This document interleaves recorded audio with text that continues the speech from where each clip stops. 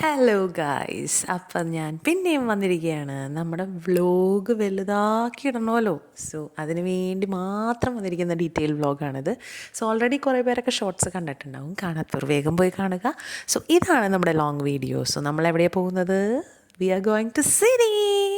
So city പോകുന്നതിൻ്റെ intro ഒക്കെ എടുത്ത് വെച്ചിട്ടുണ്ട്. അതിൻ്റെയൊക്കെ വോയിസ് എവിടെ പോയെന്ന് എനിക്കൊരു പിടിയില്ല. എന്തൊക്കെയോ സംഭവിച്ചിട്ടുണ്ട് വീഡിയോയിൽ. പക്ഷേ കുഴപ്പമില്ല, ഞാനായിട്ട് പിന്നെയും വോയിസ് കൊടുക്കും, അത്രേ ഉള്ളൂ. സോ നമ്മൾ ഗെറ്റ് റെഡി ചെയ്യാണ്. പക്ഷേ അതിന് മുമ്പ് നമ്മുടെ ഫ്രണ്ട് വരണം.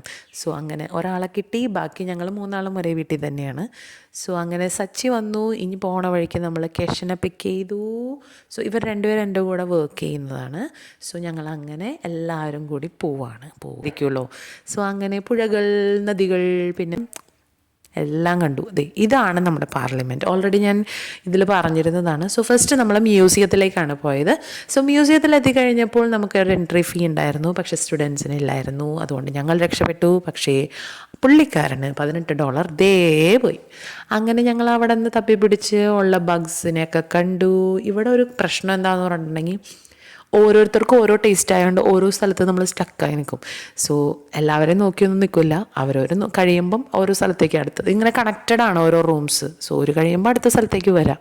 അങ്ങനെയാണ് ബേസിക്കലി എല്ലാവരും ചെയ്യുക.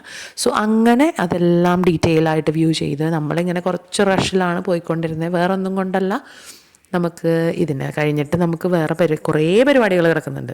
സോ നമ്മളെല്ലാത്തിൻ്റെയും ടൈം കീപ്പപ്പ് ചെയ്യണം. ഇല്ലെങ്കിൽ എല്ലാം പ്ലാനിങ് ഇല്ലെങ്കിൽ ഒരു കാര്യം വർക്കാവില്ല എന്ന് വിശ്വസിക്കുന്ന ഒരാളാണ് ഞാൻ. അങ്ങനെ നമ്മുടെ സ്പൈഡർ കുട്ടനെയൊക്കെ കണ്ടു. ഞാനിപ്പോൾ ഒരു വെനമസിനെ കാണിച്ചു തരാം കേട്ടോ. കണ്ടോ, അവരതിനെ റെഡിഷ് ആക്കിയൊക്കെ വെച്ചിട്ടുണ്ട്. ഞാൻ ഇയാളെ നേരിട്ട് കണ്ടില്ല. ഞാൻ കൂട്ടിലൊക്കെ കുറച്ച് നേരം തപ്പി. അവസാനം മൂലക്കെങ്ങാണ്ട് ഒരു കുഞ്ഞിതിനെ കിടക്കുന്നുണ്ടായിരുന്നു. പക്ഷേ ഭയങ്കര ഹാർഡാട്ടോ. എൻ്റെ ഈ ക്യാമറ വെച്ച് നിങ്ങളത് കാണിക്കാമെന്ന് വെച്ചാൽ അതൊരു ഇത്തിരി ബുദ്ധിമുട്ടായിരിക്കും. അങ്ങനെ നമ്മൾ നേരെ മുകളിലെ നിലയിലേക്ക് പോയി. സോ സെക്കൻഡ് ഫ്ലോറിൽ നമുക്ക് കാണാൻ പറ്റുന്നത് ഫുള്ള് സ്റ്റഫ്ഡ് ആനിമൽസും പിന്നെ എന്താണ് സ്റ്റോൺസ്, പിന്നെ സോയിൽ, അങ്ങനെ അവരുടെ കൾച്ചർ, അവരുടെ ബയോഡൈവേഴ്സിറ്റി പ്രൊക്ലെയിം ചെയ്യാനായിട്ടുള്ള കുറേ സാധനങ്ങൾ ഇങ്ങനെ ചെയ്തിട്ടുണ്ട്. നമ്മൾ ഫുള്ളൊന്നും കണ്ടിട്ടില്ല കേട്ടോ. ഇനി ഉണ്ടായിരുന്നു പിന്നത്തെ, എനിക്ക് തോന്നുന്നു ഹെറിറ്റേജ് എന്തോ ആയിരുന്നു പിന്നത്തെ സെക്ഷൻ. പക്ഷെ അവിടം വരെ എത്തിയില്ല. അതിന് മുമ്പേ നമുക്ക് അനുവദിച്ചിട്ടുള്ള ടൈം 1 മണിക്കൂറായിരുന്നു. അത് കഴിഞ്ഞാൽ നമ്മൾ ലിമിറ്റ് കീപ്പ് ചെയ്തില്ലെങ്കിൽ നമ്മൾ അടുത്ത സ്ഥലത്ത് എത്താനായിട്ട് വൈകും. കാരണം 3 മണിക്ക് നമുക്ക് ഓൾറെഡി സീ ലൈഫിലെത്തണം.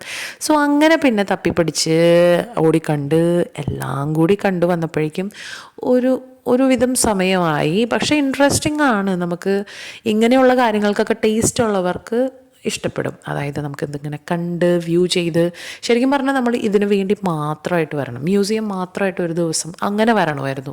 പക്ഷേ എനിക്കിതിനെപ്പറ്റി വലിയ ഐഡിയ ഇല്ലാത്തതുകൊണ്ട് എൻ്റെ പൊട്ട പ്ലാനിങ് അവിടെ ചീറ്റിപ്പോയി. എന്നാൽ പോയവരാണ് ബാക്കി എല്ലാവരും.